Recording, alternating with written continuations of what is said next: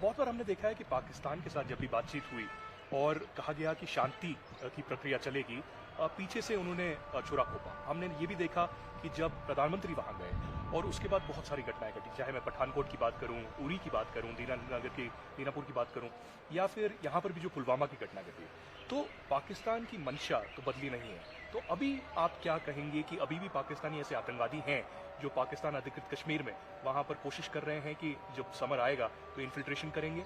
और यहां पर जो स्थिति है नदर्न कश्मीर में, क्या स्थिति है आतंकवादियों को लेकर, कितने एक्टिव हैं अभी?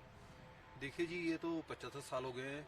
1947, 1965, 1971 और जो वर्तमान का आतंकवाद का युग है वो तकरीबन 1990-91 से जो शुरू हुआ है, उसमें उतार चढ़ाव आते रहते हैं। जब तक अफगानिस्तान में अमेरिकी सेना मौजूद थी तब तक हालात थोड़ा अलग थे। अब अगस्त में जब से वो चले गए हैं तब से वहां से, चाहे वो उग्रवादी संगठन जिनके सदस्य वहां पर लड़ाई लड़ रहे थे वो, चाहे नए किस्म का हथियार, नई जनरेशन के नाइट विजन डिवाइसेस या बाकी साजो सामान, वो उस तरफ से पाकिस्तान के अंदर और पाकिस्तान से लाइन ऑफ कंट्रोल के नजदीक आना लाजमी बात है। किसी भी समय जो हमारी खबर है उसके मुताबिक 100 से 130 आतंकवादी हमारे जिम्मेवारी के इलाके के सामने, जो इनको हम बोलते हैं लॉन्च पैड, जो ये गांव और शहर हैं जहां इनके ट्रेनिंग कैंप बंद हो गए थे, वो ट्रेनिंग कैंप दोबारा शुरू हो गए हैं और ये किसी भी समय मौजूद रहते हैं। लाइन ऑफ कंट्रोल की डिप्लॉयमेंट और हमारी इंटेलिजेंस नेटवर्क, उसकी वजह से इन्फिल्ट्रेशन में यहाँ कामयाबी नहीं मिल पा रही है जी।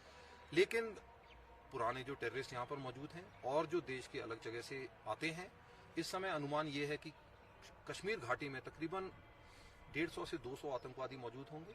इनमें हम उन नौजवानों को शामिल नहीं करते हैं जो ब्रेन वॉश किए जा रहे हैं या जिनकी ट्रेनिंग जीरो है, लेकिन किसी मौके पर उनमें से कुछ ग्रेनेड या पिस्टल फायरिंग के लिए इस्तेमाल में लाते हैं, जिनको हम हाइब्रिड टेररिस्ट या उस अनआइडेंटिफाइड टेररिस्ट का नाम देते हैं। तो जो प्रॉपर ट्रेन टेररिस्ट हैं उसमें तकरीबन 150 से 200 की संख्या है और उसमें से 40 से 45% अभी भी पाकिस्तानी टेररिस्ट जो है कश्मीर घाटी में मौजूद हैं।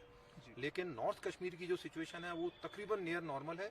आप लोगों ने खुद जाकर देखा, सुबह आप लोगों से मिले तो आतंकवादी घटनाएं बिल्कुल इक्का दुक्का रह गई हैं। रिक्रूटमेंट जो है पिछले सालों की बनिस्बत तकरीबन 1/3 पे आ गई है और उग्रवादियों की जो संख्या है उसकी भी जो तादाद जो है बहुत कम हो गई है पहले से।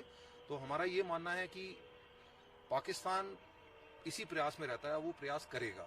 और इस समय भी पिछले 1 साल में सीज फायर अंडरस्टैंडिंग होने के बावजूद तकरीबन 6 से 8 प्रयास किए गए हैं जो लाइन ऑफ कंट्रोल पर विफल कर दिए गए हैं। लेकिन उसके बावजूद ये टेररिस्ट सामने मौजूद हैं, उग्रवादी मौजूद हैं।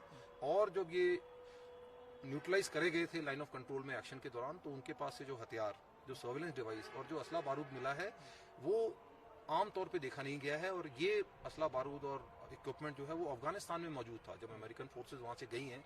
तो हमारा ये विश्लेषण है और ये मानना है कि न केवल आतंकवादी बल्कि हथियार और सामान भी यहाँ पर जो आने वाले समय में कश्मीर में आ सकता है।